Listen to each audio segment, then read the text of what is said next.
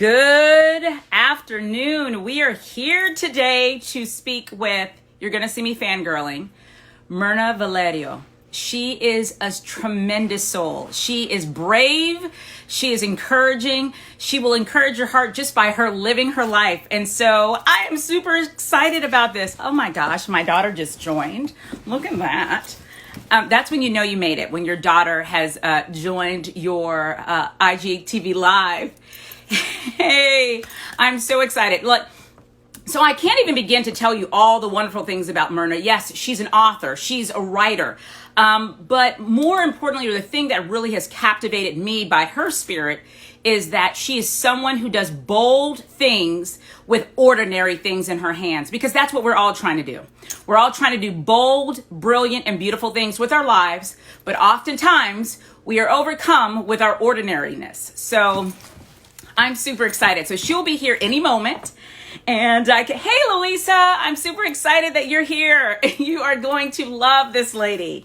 Oh my gosh. She just texted me and said, "We doing this?" I'm like, we are for real doing this.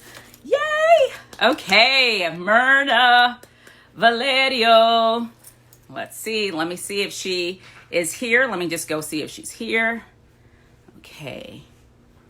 Not yet, but she's on her way. I'm super excited about this. Let me get comfortable, you know, since Mirna is not here yet. Let me get my pillow up underneath me. And yeah. Hey, I'm so excited about this. Oh my gosh, let me think what else that really inspires me about Mirna. She's also an opera singer. You guys, like, she studied music. I'm just so intrigued by her path, and what my big takeaway, if I had a takeaway that I could dream up and give to you guys that you would get from her, is that you can do it. You can. Whatever that thing is that you're doing, that you're contemplating, that you're hoping for, that you can do it. Because she's just another soul who's reaching and doing it. Hey, you guys. Thank you so much for coming here today. We're so looking forward to Mirna. She should be here any minute now. I'm super excited. I don't even know what I'm going to do when I see that she's in the room. I think I'm going to be like I truly am fangirling right now. Oh my God. Well, I hope you guys are doing well today. I am. It's a little muggy day here in Charlotte. Overcast, rain, but it's beautiful. It feels good. Actually, I'm getting kind of warm. Honey, could you turn the fan on in here, please? Isn't it funny when you have your, my husband is my key grip. Mirna, okay, there she is. Oh my goodness. Oh my goodness. I'm telling you, I can't believe this, you guys. Mirna! Hi! Oh my God, How my face are is so you big. doing? I'm good, but you know what? Let me turn you up. That's all right. Okay. Oh my gosh, Mirna, I told everybody, I'm like, I am fangirling big time. So I don't know what you're feeling coming through the IGTV Live, but I hope it's love. Oh, it's definitely love. Oh, Mirna. So Mirna, I was kind of bragging about you before you got here, and we've never met in person before. Mm-hmm. I just follow you and am just inspired by your life. And I just wanted to share all of the yumminess that I take from you with other people. So, oh my goodness. First of all, I'm just feeling like a warm glow right now. Good. So thank you. I'm hoping that's what you're feeling. And I thank you too for just showing up unabashedly you, because that's what I want to get to know. Let me tell you my takeaway that I want people to walk away with and it's the thing that I take away from you. Most of us feel very ordinary in our lives, but what I see you as is a bold woman who's doing extraordinary things with the ordinary things in her hands. And that's a beautiful thing. And that inspires us all. So I want to give that to the people. Thank you. Okay. So Mirna, can you tell us a little bit, where are you from originally? All right. I am from Brooklyn. Brooklyn in the house. Not Brooklyn, Ohio, or Brooklyn, Maryland, or anything like that. Is there a Brooklyn, Ohio? Is there a Brooklyn? Yes, there is. And I only know that because I went to school in Ohio. And I was like, Brooklyn? Nah. So you're like totally, that's my favorite borough, by the way. Like, I'm from the Bahamas. And so every time I go to the city, Caribbean people are about in Brooklyn. That's where I felt at home. All right, all right. So, go ahead. No, I was gonna say, well, the Bahamas. I've never been to the Bahamas. I've had many students from the Bahamas, and they've always been. I ain't gonna say my favorite, but my favorite. You can say that. You can say that. We will receive that. Yes, we're good people. We're good people. I'm from Freeport, but my family, they're all from Exuma, Bahamas, and some from Long Island. But yeah. Okay, so tell us where you are, Miss Mirna. Okay, so I'm. I had to look to see where I am. What state? I'm in Vermont. Ooh, what part? And I'm in Montpelier, which is the capital city. Yes. And city. Yeah. Yeah, we're gonna use that loosely. It's technically a city because it's like over 7,000 people, but really it's a small town. And you probably hear the church bells ringing because it's Memorial Day, which I totally forgot until yesterday, because I don't think anybody really knows that it's a holiday weekend because all the days are weekend days. It all feels like a holiday. Our daughter told us the other day that it was spring break, and I was like, "Girl, all of this has been spring break. Now get to work." Exactly. And it is a gorgeous day out, and sunshine. My husband and I went out for a run, and well, the last mile we walked, but that's right. But and it was just like, you know, you had the sunlight streaming through trees. I'm really obsessed with that whole concept right now, the sunlight streaming through trees, and it has a name, komorebi, from the Japanese. I love your words, morebi. Komorebi. Komorebi, and that is light shining through trees? Light streaming through trees, or light filtering through trees. How do we spell that?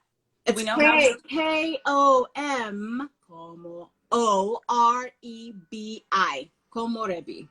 From the Is it a Japanese word? Mm-hmm. My daughter speaks Japanese. Oh, okay. She's in a language immersion school. I can take no credit for it. We start quoting Karate Kid to her and tell her we speak Japanese too. She's embarrassed greatly by us. So what brought you to Vermont? So I've lived all up and down the Eastern Seaboard. And as I said, I'm from New York, Brooklyn to be specific. Yeah. And I have lived in Jersey and Maryland and Georgia. Always trying to live in the mountains because I love the mountains. My first trip, to the countryside was in the mountains, in the Adirondack Mountains, and I get closer and closer to them as I get older. So that's where I went to boarding school. Yeah, well, in Lake Placid. There are always lots of jobs there. Because those winters are no joke. The winters are no joke. Let me tell you. Well, and I actually moved up here because I love winter and I love snow, and I want to be able to train as I'm a trail runner, and I wanted to be able to be in the mountains in all seasons, right? Which living in Vermont has allowed me to do that, and I can do all of the winter sports. Well, I mean, or try all of the winter sports, and just be outside and be in a culture where people are outside all the time, and it's not a big deal. You have the gear, so you go outside, right? Because so did Vermont just bubble up, percolate up to the top because of the things it offered? Well, I mean, I've been here a lot in the summertime to do races, and also when I was a teacher, I did a lot of professional development up here because I just wanted to be here in the mountains. Right. And then I have one of my clients from from my very first running retreat, which was the pardon my language, slow as fuck trail running adventures retreat. You don't need to pardon that language. Because I don't know, some people are. Yeah. That's right. They can tune it out. It means you're smarter anyway. Anyway, so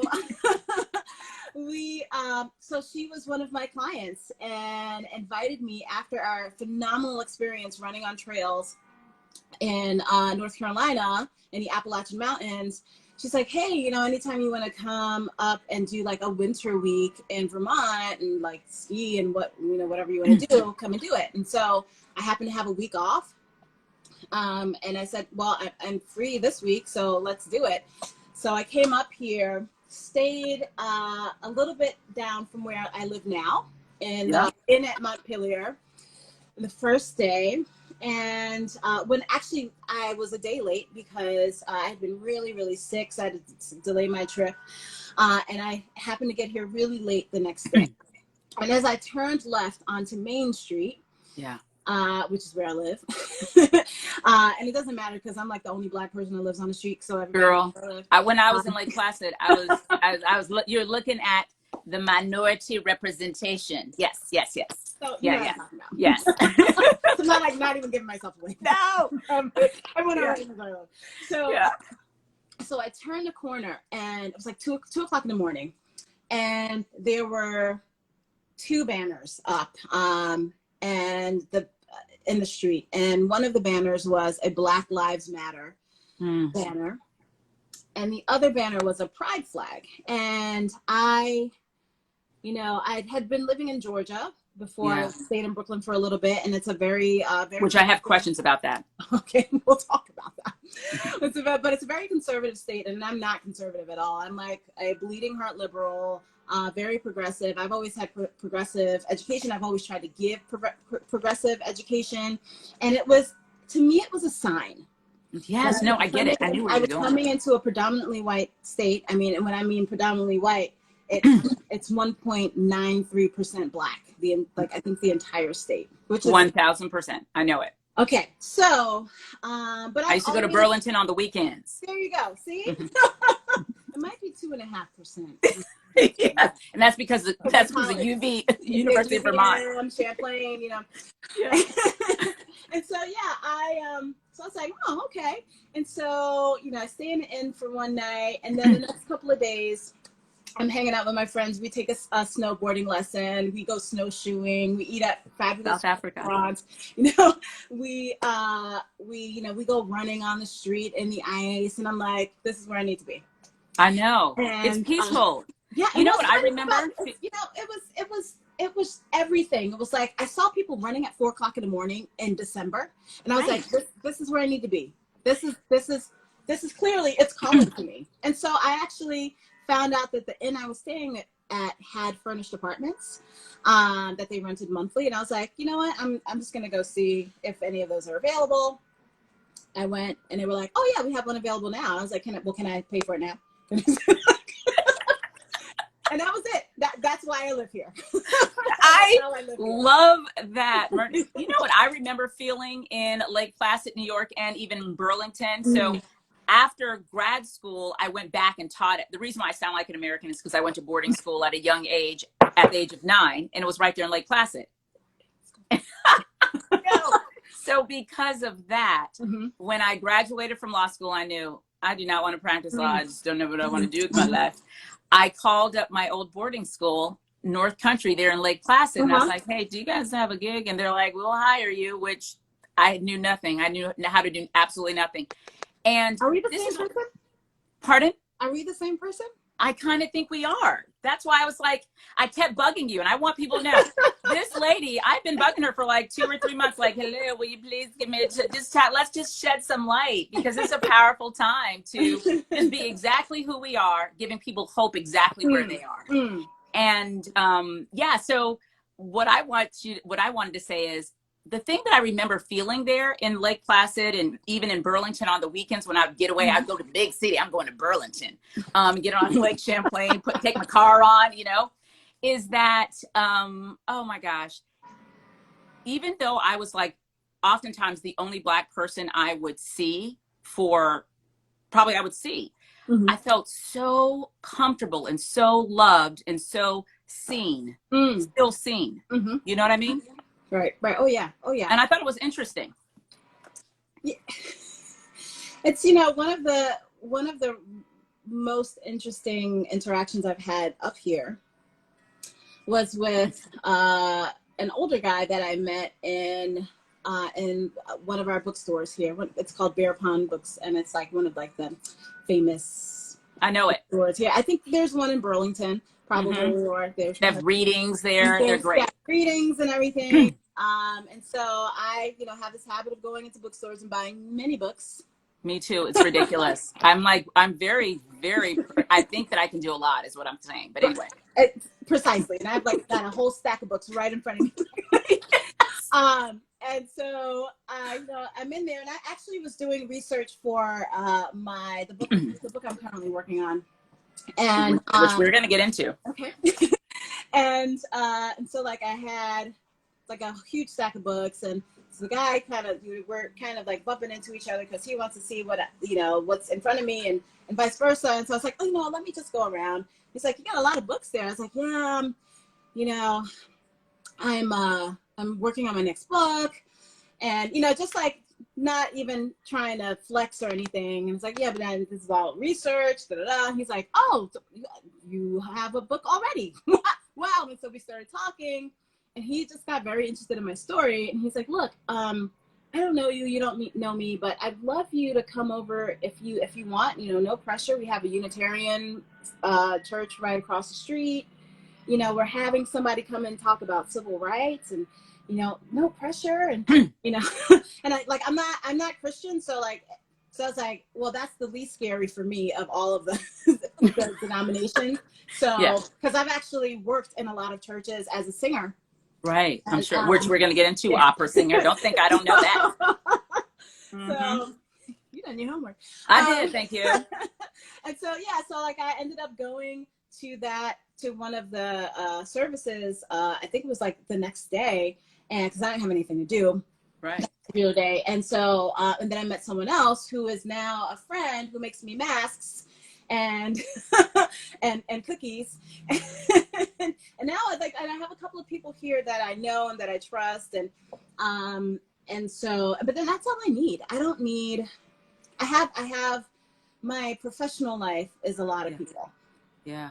But my inner circle is very small. And that's how I need it to be in order for me to be, I think, mentally, spiritually, emotionally healthy. 1,000%. And this is the place that I've been able to do that. My family's in Brooklyn. I'm worried about them right now, but they're far enough away. How are they doing? They're absolutely fine. Good. My mother is finally utilizing her 4 sewing machines. Go ahead, Mom.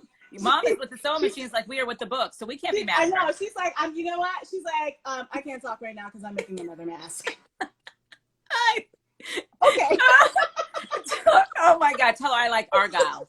No, I'm joking. She's amazing. I love her. She's like, well, I'm making like a 3-year-old mask right now, and so like, so we have age categories. We have age categories. We have the ones that are going to the inner circle, the ones that are going to the outer circle, and so Mom doesn't have any. She's always been. I call her the mayor of Bushwick. Okay, because she really is the mayor. I love it. And is your father still with us, Mirna? My biological father is not. He was from Honduras. He was Thus Valerio. Valerio, yeah. Do you speak Spanish? I sí, yo hablo español. I know it. Español, sí. The funny thing is that we ain't never lived with him. I learned Spanish in elementary school. I started learning in elementary school and majored in it. And one of my degrees is in Spanish. Okay. So, and then I taught Spanish for a long time. Do you feel a connection to Honduras? I do, because I got the opportunity to go there twice when I was in college. I haven't been back, but I definitely feel, because I know a lot of, there are 14 children. Wait.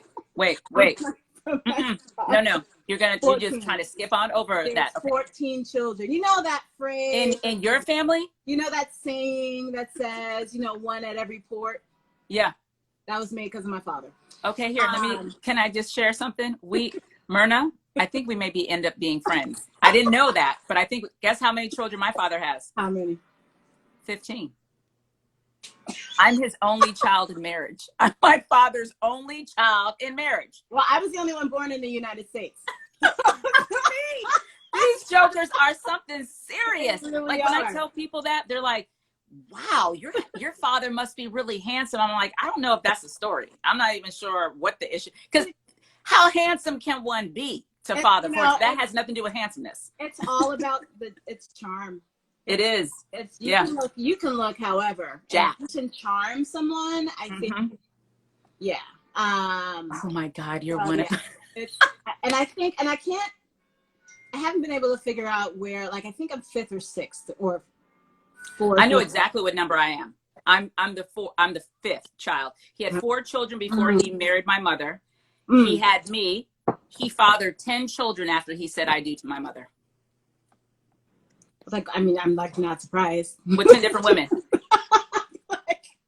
like we're all over the place. We as I said, I was the only one in the US, but some of them from Honduras have moved to the US now. And then there's like the Cayman Islands, Brazil, Hey, Puerto Rico, that seed is Republic. strong. We got to do it. And then sometimes the last kid, well, we believe that's the last kid that was of our father. Yeah.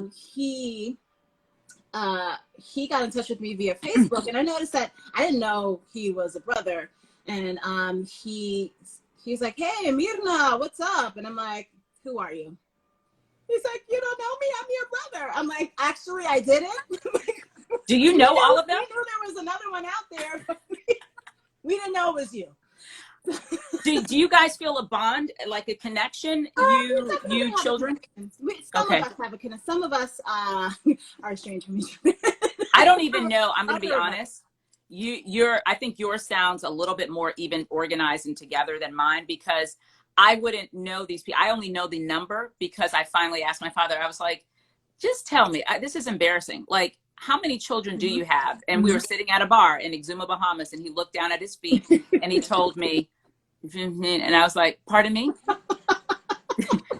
He said it again. And I was like, oh, okay. So I wouldn't even know them if I walked down the street. That's the kind of dangerous part about it. Wow. Like we all have similar features. And then, well, usually when people find out that there's like Hispanic in me, they're like, "Oh, you must be Panamanian." Because you're brown. Because and they don't know that, like there's a whole Garifuna people in Honduras and Nicaragua and Venezuela. And all over. Yeah. And so, and I'm like, no, because I also don't approach people speaking Spanish. So, sure. and apparently that's a Panamanian thing. They're like, to approach people speaking Spanish? You don't want to, because I don't want people to know that I speak Spanish. Right? Oh. You know what I'm saying? I bet you hear some conversations, don't you, girl? Oh, Mirna, you're lovely. And you know what I have in here? You know what I have in my cup? Tea. What? Yeah. I love it. So. Get that tea, girl. Get it. And I can't wait to hear more about it. Oh my gosh. Mirna, I want to ask you too. Okay, so I know you're a runner, and those people who follow you, we know you're a runner. But how did you get into running? We know a little bit about it coming into your life in high school, but can you just tell us a little bit about that? Yeah. So, as we discussed, I went to boarding school in Westchester County. It's a school called the Masters School. The Masters! Yes. I went to Miss Halls. See? And I'm actually on the board right now. The board. Now, nobody's asking me to be on the board. So anyway, go on. And so I decided that I wanted to try out for field hockey. The day I got there, it was a Saturday. It was very, very warm. Yeah. And so the first thing they had us do was to warm up with 5 or 6 loops of the field hockey field. I had never run that much consecutively in my life, ever. Great. Nor had I. And I didn't have the right shoes on. I was wearing long pants, and it was just like it was very uncomfortable. I was very slow. I was almost last, but I wasn't quite last. And I was like, oh my God, I thought we were going to be shooting a ball, and and so that was just a warm up. And then we actually did a stretch and did some activities, and then we had to do a timed mile after that. So I wasn't last, but I was also like near the end. I love it. Like, this is a lot of running. Were you a solid girl then? That's what we say in the Bahamas. I was tall. I was considered tall then. And I probably was the same height that I am now, which is 5'6" and 3/4. Which is tall when you were in boarding school. Right. You're in 10th or 11th grade or even 9th, but and now it's still taller than me. Just average. I'm an inch taller than average. So anyway, so after that we had 2.5 hours of practice. And I was like, we still gotta run up and like, down. what we doing? I thought my we heart was do warmed like up. the line drills that used to be called suicides. I think Yes, we used to call them suicides too. Yeah, so now, but now they're line drills. You know, Oh, is that what they're called? They're not called line, suicides? they're called Line. line. I mean, some people do.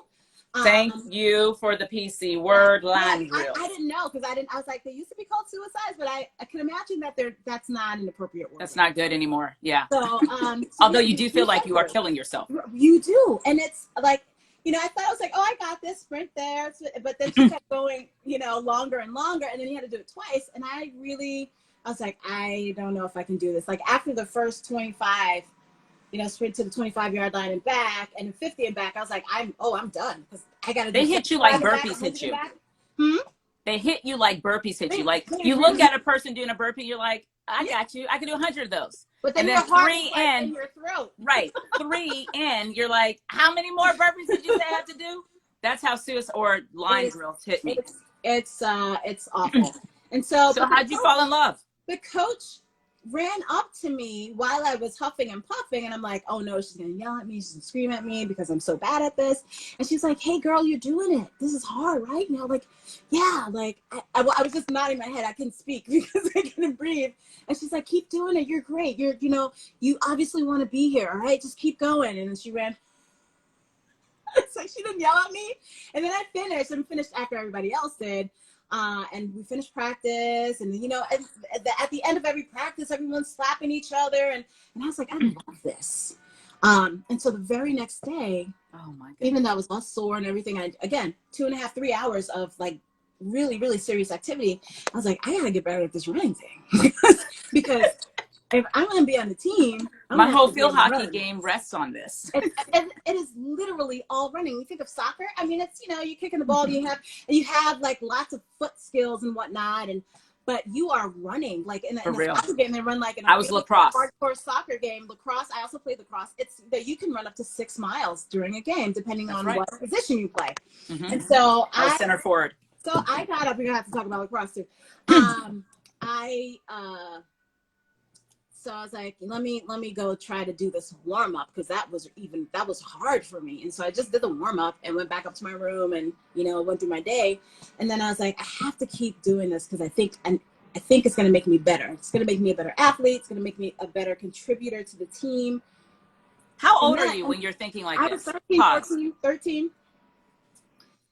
And wow. But it was natural. Like, it was the natural thing for me to do was to want to get better at it. Yeah. Because I really sucked. Right. And I knew it was hard, and I knew I would probably never be good at it because, you know, you were at boarding school. These girls had gone to field hockey camp all their lives. They had gone to spring training and stuff, and I had never had. They played on the Cape in the summertime. Exactly. A moth has been in the spring. And I was like, I don't even have cleats. Oh, you are beautiful. And she's like, I got on my Sunday best shoes right now. Exactly. I had probably Vans or something. Right. And, or no, it was actually Kids. That's what Kids or tree torn. Yeah. See, and a regular bra. I didn't have a sports bra, but I was so invested in wanting to be on the team, and they treated me so well that I wanted to get better for them. And I did. So I started running a couple times a week in the morning. I've always been a super early morning person. In fact, I got up at 4:55 this morning. So am I. And that was it. Like, that became my thing that I did. And you know what, a week. You know what's so interesting and powerful about that story, and I hope people are hearing this. You sucked at it. That is on your own assessment of your abilities at the time. You sucked at it, and a teacher came over to you, and your expectation was how she was about to lay you flat and tell you what a bad job you were doing. And that one teacher, what is her name? Her name is Dot Harrop. Dot Harrop, that one teacher comes over and says, hey girl, you're good. You're here. You're doing this. That changed the trajectory. I don't know if you could have really approached that sport again with a sense of, I can do this, if that one person, Dot, did not come in and speak to you. She I wrote about her in my book Mm-hmm. because it was a pivotal moment for me. Yeah.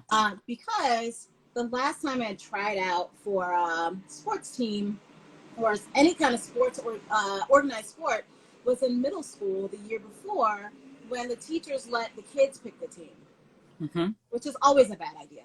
Right. Always a bad Yeah. idea. Cool And kids, not cool kids. It no, won't look and good. I was not, I was, chubby like I'm chubby now. Wasn't Beautiful. popular. Thank you. Mm-hmm. But like, and that was really traumatic. Like I was Yeah. the only one left, and she was like, "Sorry, we don't have room." And so I was like, and I looked at the teachers; they weren't going to do anything. And Do so you ever pause real quick? yeah, Do you yeah. ever look back in your childhood at different moments like that Mm-hmm. and think, because now we're adults, but when we're kids, we kind of think that all adults know what they're doing and have Mm-hmm. sense. And do you ever look back and you're like, who the hell were these adults who Oh were yeah. in charge over me? Oh yeah. Like they were jacked up. Mm-hmm. And I think, but I try to like give them the benefit of the doubt because I was a teacher for 18 years, right? I was a teacher, I was a coach, and I really did try to like be my Equitable. best person Yeah. and to be equitable. And I know I wasn't all the time, but I definitely didn't go into anything intentionally hurting a child, because why would I do that? This is my job. My job is to love on children, right? Right. We teachers don't always see everything, but when Right. you put kids in charge like that you have to be the adult in the You better be on it. right? You better be on it. And so yeah, and but teachers are also very susceptible to the popular kids. They are. They are, and the pretty kids are very controlled, also, and manipulated mm-hmm.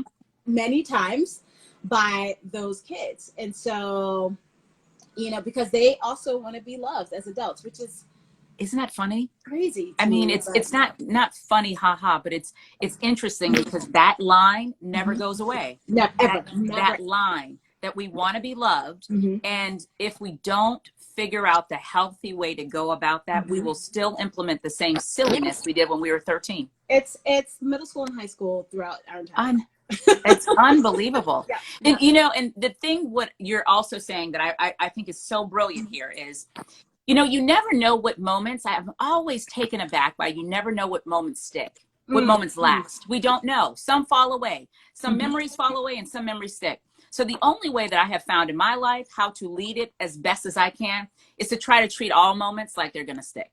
You know what I mean? Yeah, because that teacher, I'm almost sure, Dot, when she came over to you, she wasn't convinced that this would be a stickable moment that would carry you into adulthood, nor were those teachers who were standing on the sidelines letting kids run the show sure that their behavior would stick, but they both stuck.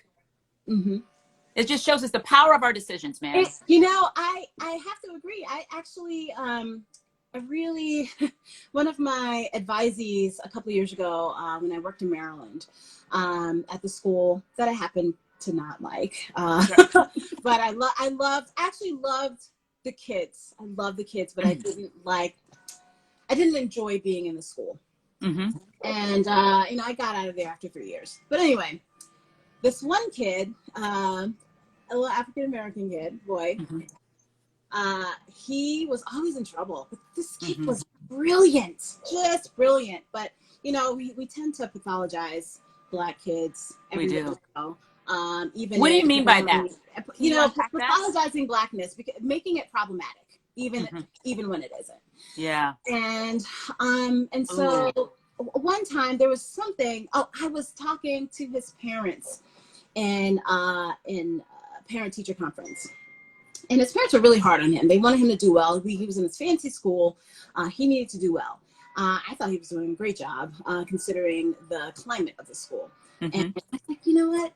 I was like, you're really smart, really intelligent. And I don't remember the rest of the conversation. And I didn't remember that conversation until years later, when I was like, I post about my son all the time on Facebook, and I've been doing Facebook Open. He's lovely. He's tall. He's hilarious. He's an old man. But so this kid was, he was a young man at this point. said, "Hey, I love you. I love hearing the stories about Rashid. It kind of reminds me of when you told me that I was smart. You were the only person that had ever told me that." And I was like, "What?" That's beautiful. And wow, because our words are so powerful. Our Amen. words, our actions, our thoughts, Yes. all of that. And the All of two that is are, extraordinarily powerful. yes, and they're symbiotic, right? So the Mm-hmm. words and the thoughts. The words create thoughts. Thoughts create words. Like Mm-hmm. it's like what came first, the chicken or the Mm-hmm. egg? And I just was, quoting Maya Angelou the other day, and something that I was thinking and writing, and that she says that words are powerful things, maybe Mm-hmm. the most powerful things. Mm-hmm. I'm convinced that they get in our clothes, our Yeah. wallpaper, our being, and Oh they yeah. do. Yeah, They absolutely. do. Oh my gosh, that is so beautiful that you are, and I think to myself too, when we're making decisions in our lives, like that is who you are in the narrative of this young man. You Mm. are that teacher who saw him when he needed to be seen and heard, and Mm. you made him feel like it was possible. And I don't know if you probably knew how powerful that moment was, clearly, because you'd forgotten about it years ago. We don't know what moments stick. We don't know Mm. what moments fall away. So So treat them make them all all like they good. should Let's stick. make them Yeah, all good. just try to make them all As many as possible. At the very right. least, As many as you can, right? Oh my God. Mm. I haven't, what has running taught you, Mirna? Am Oh, I so pronouncing many. it correctly? I mean, if you speak Spanish, Mirna. Mirna Muy bien. Valerio. Oh, muy bien. Muy bien. Don't mess Okay. around. Oh, No, oh, because oh. some people like Miriam, No. Minerva. Did your father name you, by the way? Did He he have a did. lot of saying He in that? named me after an aunt. Auntie. A tanta. Is That it I tanti? have never met. Okay. Tia, right? Mirna Andrea. Yeah, Mirna Andrea is my full first name. Mirna. And my mother wanted to name me after her, Joanne, but she relented. But then I wrote a whole chapter on her in my book. So She's good now. it was my gift to her. But I learned so much. I learned that I am powerful beyond my own wildest dreams. I can go the distance. I love that. What's that phrase? I'm my ancestors' wildest dreams. Wildest dreams. We I are. love that. Me I too. love that. Especially when I'm too. like, running in the woods and taking ownership of the space that I'm in. There are a lot of people, my people that will say I don't run in the woods because Right. and now I'm like, I'm taking that back. I'm taking that space back, Right. and because it belongs to all of us as humans. That's right. We need to reclaim that. And so, and I don't Were you mean ever scared? reclaim it against nature. Am I ever scared? Oh yeah, Were, sometimes. In the were woods? you ever scared? Yeah. So in the woods. That there's always been like in the back of my mind, there's always a little trepidation, but it's no more than, just doing something that's new and scary in the first place. Yeah. And I'm like, I got a job to do. And this is something I love. I love being in the woods, even if they're bears. Do you see any? My intuition, right? There are lots of bears around here, so like my intuition is like, your amygdala is firing up, and and you're like, doesn't that feel right? So I'm gonna turn around. I saw that the other day. That happened 3 weeks ago. I was on a trail, and I was like, you know what? I got about half a mile, and I was like, I'm gonna turn around. I'm gonna run to that tree first, and then I'm gonna turn around, and because I feel like there are eyes on me, and like your amygdala, that's what it does. But it provokes the fight or flight response, And it's sensitive to things that we don't know we are sensitive to. Yeah. Mm-hmm. I guess that's the lizard brain, is Yeah, exactly. and it's a real thing. Intuition is a real thing. And so, sorry. That's all right. Yeah, there are metrics to see that intuition is a real thing. Oh, absolutely. Mm-hmm. So, and every time it's been right. And so, like the one time I was down in Georgia running, and there was nobody else at the trailhead, but I was like, I got to get my miles in, I got to get my vert in, my vertical gain in. And so I go out, and I was like, still feel a little weird. There's something in the air. I don't know what it is. So I run about another half mile out into the trail, and there's a runner like barreling towards me. He's like, hey, if you're gonna continue, just be careful because there's a bear on the trail. It's not going to Thank be you. continuing. Thank you. I'm I will gonna be turn around. I've turning never around now. run that fast in my life. You did the Carl Lewis. Yes, I did. I'm Yes, dating myself. Yes. I was a fat Carl Lewis. Oh my God. Oh my God. Keep going. So yeah, so you know, I do sometimes I get creeped out, but when I do get creeped out and it's not my like intuition, I'm like I'm like I'm in the woods. The chances that something's gonna happen to me are very low. Yeah. Being where I am and the fact that I have a lot of outdoor skills and stuff like that. I know how to take care of myself. And so I bank on myself. Like I know that I can take care of myself. And again, the chances are low that something bad is going to happen. So because something bad can happen to me out on the road. Yeah. Where I can see everything, Everything. So I can't go into it being scared. Well, like I can be scared but I can hold that fear and just carry it with me. Right. And just like check on it every now and then. I love that you said I bank on myself. Do you, just from a real pragmatic point, do you carry any kind of weaponry with you? A rifle. I'm just kidding. No. Oh my God. Mirna. I don't know how to use it. I don't either. I don't know where to I was get just one. wondering. I live in the city of Charlotte. That's all right. I used to live in a neighborhood in Charlotte called Noda. It's one of those areas that's like all gentrifying, and so you have the $80,000 home sitting next to the $560,000. It's like ridiculousness, right? And every time I would go running in my neighborhood, and I did, there was this one lone old Black woman, and every time I ran by her, she had this stick with all these nails popped out of it, and I was like, well, go ahead, Granny. I could tell you who's not gonna mess with you. Nobody. So I just think if she was walking with, and she always would make, like, when I would take friends with me, they'd be like, so what's up with your neighborhood? And I was like, I feel nobody mess with Granny. The Granny is not playing with you, okay? Girl, I loved it. Yeah, I don't. If I'm on a trail that I'm unfamiliar with, perhaps I do have a knife. Actually, I have a couple of knives that are all regulation sized. Swiss Army knives and stuff. Yep. But mostly I don't feel like I need to carry something like that.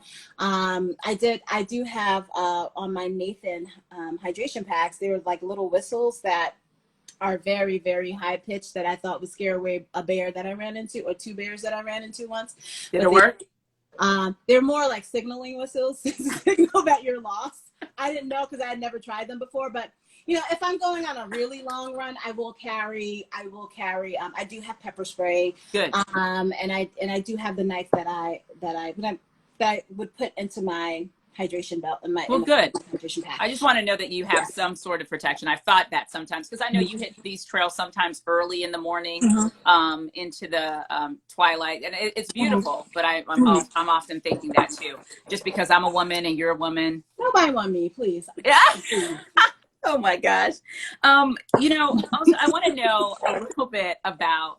I know we only have like 20 more minutes, so I'm trying to get it all in. I know that you also are a singer, and this is something that you are reclaiming as you are reclaiming your history of the trail as well.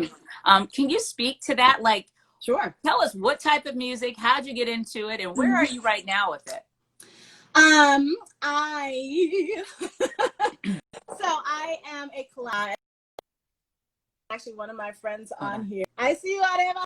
Hold on. Okay. Went to Oberlin with me, Oberlin Conservatory of Music. Before Oberlin Conservatory of Music, I was at the Juilliard pre-college as a vocal performance major in high school, like in addition to master's school. So on the weekends, a couple of us would go down and have a whole day at Juilliard and study with Juilliard teachers and do concerts and stuff like that. How I got into it, though, all of my family is a bunch of performers and artists. And so like my mother was a singer, or is a singer. Like she doesn't consider herself to be a singer, but she was, and she used to like sing in clubs and stuff.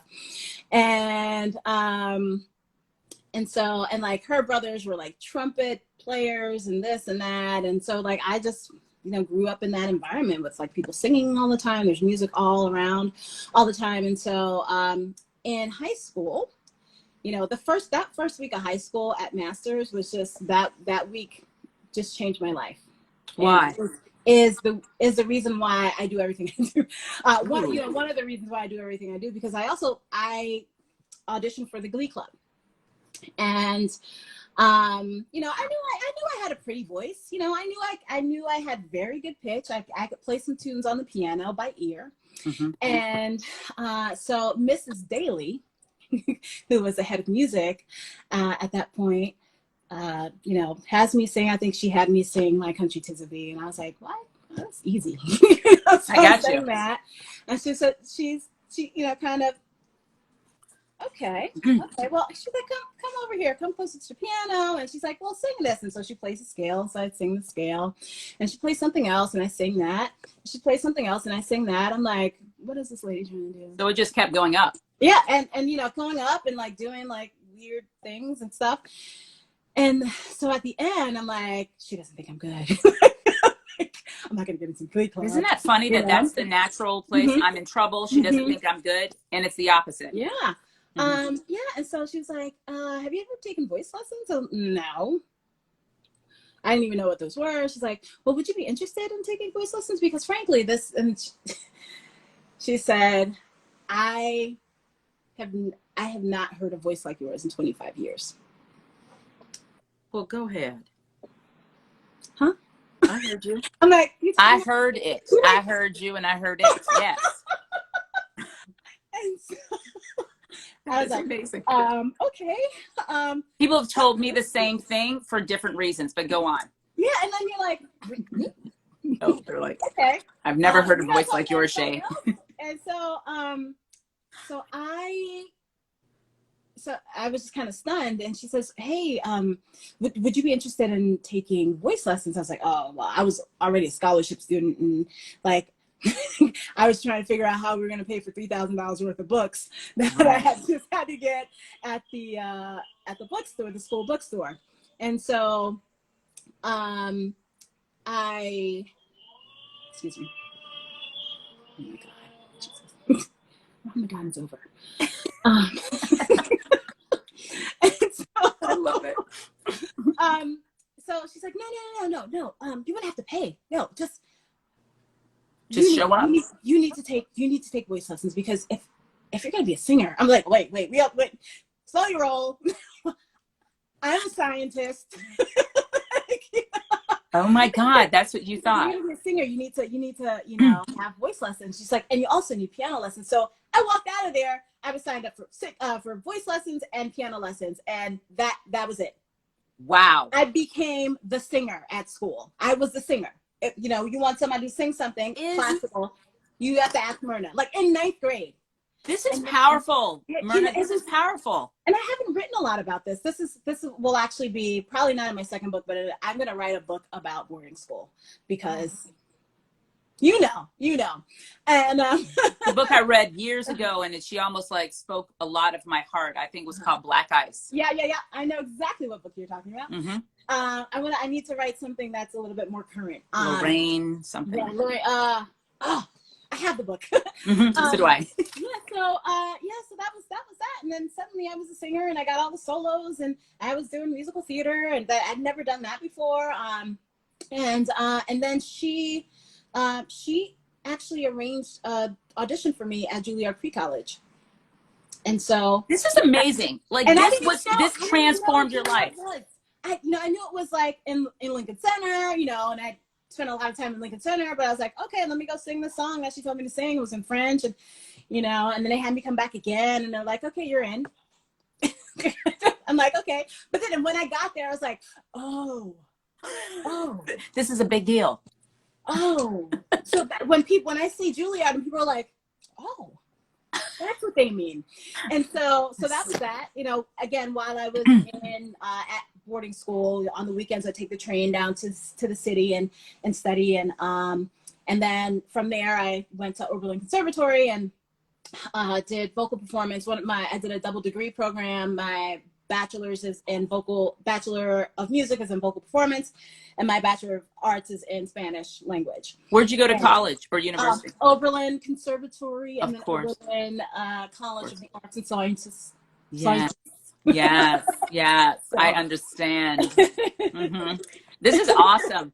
So, I mean, Mirna, there's so many things. I want you to, gosh, I appreciate this so much. I hope that people are really seeing how if Hi, yes, exactly. You're saying the first week of school at the Masters was transformative for you. And it's speaking to everything that you're doing in your life right now. So I just want to really have people tie into that and understanding like these pivotal moments come and they don't always look like they're going to be a pivotal moment. I'm not sure you knew at that moment that the framework of who you would be and give to us was being really formed up and bolstered in that moment. And it was. It totally was. And, you know, after I left Masters, I would always refer to my time at Masters as when I became a whole person. Not that I wasn't a whole person before, but when I actually felt like a whole person, because they fed every part of me. And I always felt like I could try and be an experiment with anything and everything. And that's exactly what I did there. Yes. And so like, I think I go into everything that I try, everything in life, everything that comes at me. I'm like, oh, what's that? Yes. Can I do it too? Can I try? Curious. You know, I'm you know, to my detriment. Like, me too. I'm curious about everything. Me too. I went surfing. I was like, oh, I'm curious about that. I saw you though. You were holding it down, Mirna. No, I'm obsessed, girl. You know, when I can't run anymore, I'm going to be a surfer. I'm going to be a pro surfer. Well, you were looking good.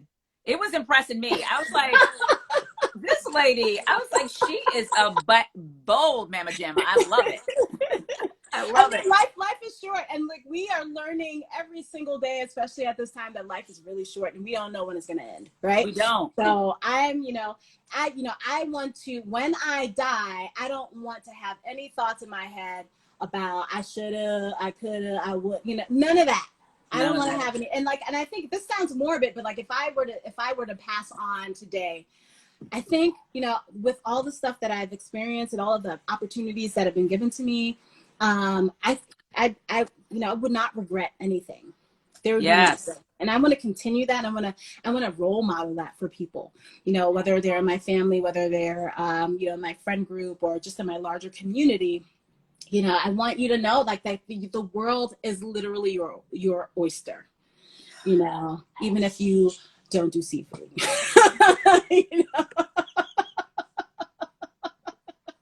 Oh, Mirna, you are a joy to me. I hope I get to meet you at some point in the future. Oh, we will. Where are you based?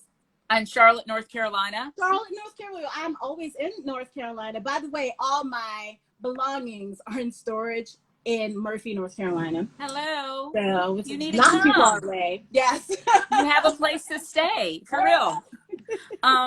You know, okay, so we're coming to the end. There's so many things, but I'll just ask, okay, could you just take a minute and touch on that experience in Georgia? I mean, like, how did it feel to be, when I learned a few years ago, by the way, when it was just the blog. And that's when I would stand on the peripheral and I was a new mom and I was a mess and it was not pretty. And so you were a pretty thing for me. And I always thought, because I happened to be married to a white guy from Georgia, and I know what I've encountered in his family. So I often thought when I would see your, you know, teaching in Georgia, I was like, how are and you would go on these trail rides. I was like, I'd be too scared. How are these people treating her? I swear, I thought all these things. Were you treated well? I was treated well. And actually, there's one of my students was listening, one of my former students here. Hi, Jack. And, you know, it actually, I loved my time in Georgia. I lived in the Appalachian Mountains. Yep. I had a big house, 4 bedrooms, 3 bathrooms. Yes. and my son chose to use mine. That's what they always do. And you know, I have a house that faced the mountains, and one of the reasons this is how they got me down there. They were real slick. One of my former colleagues' boyfriend, who is now her husband, said, "Hey, you know, I know you're looking for a job, but you can check my school out in the South." I was like, "No, thank you. That's the South. I'm Black." And he was like, "But he had done his research. That's how you get me. You do your research, right?" Yeah. So I'm like, "I know you have a son who's in 4th grade and who's going to be going to the 5th grade. By the way, we have a new 5th grade, and we have trails because you're a trail runner, right?" And I was like, "Oh, fine." So I sent in my resume. I was like, "You know what? Whatever. If you know, it's a free trip to Georgia because I've never been to Georgia. Go down there." And they really got me. They played me, right? So I had a great time.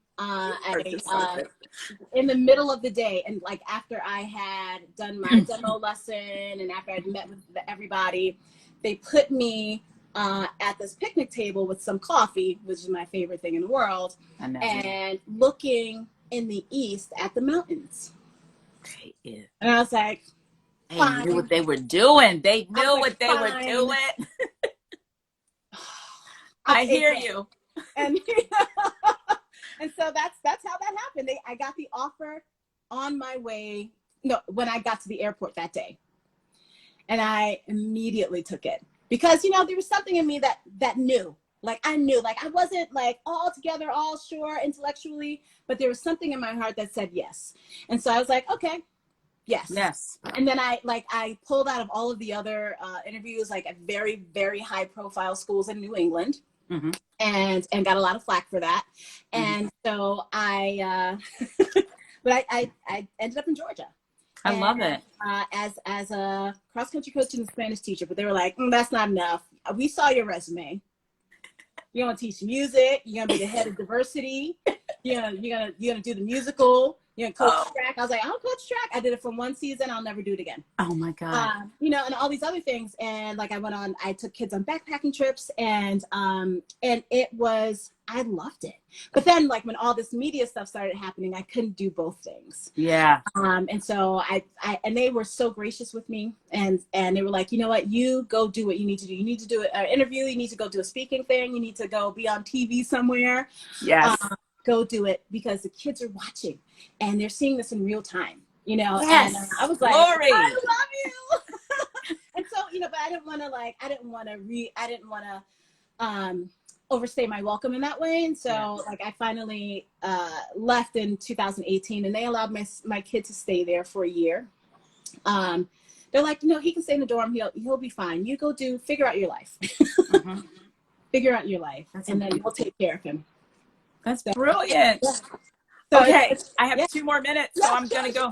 Okay, so at the end, I used to love this show called Inside the Actors Studio with James Lipton. Mm-hmm. And I loved how he ended his show, and I always said I would do that with mine. I knew I needed to talk to people and hear their stories. So what sound or noise do you love, Miss Mirna? Birds in the morning. Birds in the morning. What sound or noise do you disdain or not like? Electronic beeps. Oh, that is good. What's your favorite word? Sesquipedalian. Ooh, what is that? Multisyllabic, polysyllabic word. Sesquipedalian? Sesquipedalian. Do you know how to spell that one? If you don't, it's fine. I'll look it up. It's long. It starts with an S and ends with an N. Beautiful. Thank you. You totally got that one for me. Okay. If you weren't doing what you're doing right now, what would you be doing? I'd still be teaching. Teaching. Mm-hmm. If heaven exists, what do you want God to say when you get there? Here's the surfboard. Go surf. Oh my God. Myrna, this has been a joy to me, and I hope it has been as much for you. This has been wonderful. Thank you so much. You have a beautiful day, and you're about to get a DM from me telling you thank you. Bye. I won't ignore it this time. Okay. That's all right. You have a lot going on. Bye, Mirna. All right. Bye-bye.